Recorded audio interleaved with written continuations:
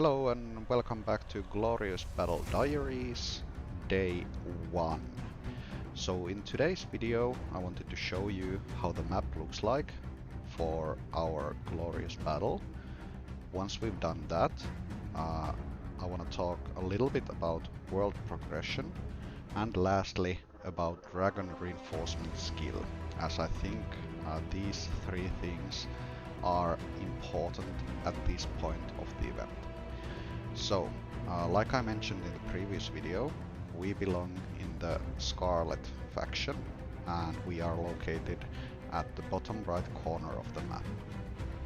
The other factions are located next to us on the map, and so far I have spotted that in the Tempest faction we have some N3O over here, and in the Long Reach faction there is some HHH, so I think there will be some interesting battles at least between those factions over there.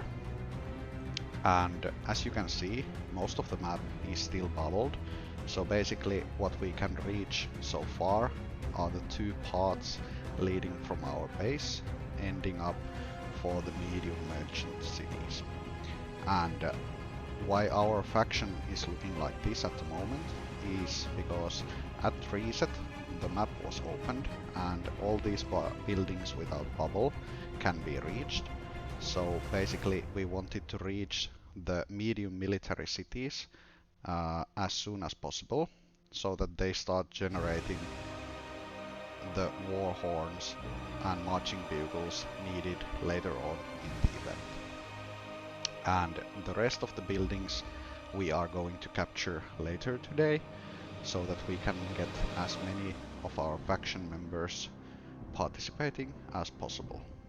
And we are most likely going to skip this caravan stop over here, and the reason for that is because if we declare on that building, it means we are going to waste one of our war horns, which might be useful later on in the event when more of the map opens, so that we can reach other places that might be more important. So when does the rest of the map open? If we hover over the next building over here, which is the Scarlet Gate, we can see that once world progression reaches ample ornaments, then this gate will open. This building, which is Fortress, says it will open when power unbalanced has been reached in the world progress. But then again, this building here is once again ample ornaments. So basically the next step of the event is that the gate and the buff buildings next to it will be opened up. Next up, if we look at the world progression so that we know what is going to happen. So currently we are at phase Beast Disrupted, and the next phase will be ample ornament. So in this phase the next buildings will open. And as you can see, for this current stage we have time remaining a little bit over 8 hours during the filming of this video.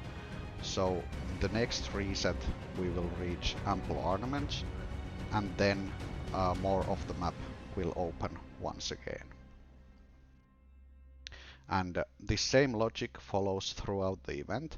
So basically the world progression goes forward and more of the map will open all the way until the Glorious city is opened, when world progression reaches Treacherous Battlefield, which is the second last step over here. So that's the world progression, so you can see which buildings are going to open, and then you can see what is going to happen on the map. Okay, so lastly I wanted to talk about the army reinforcement skill.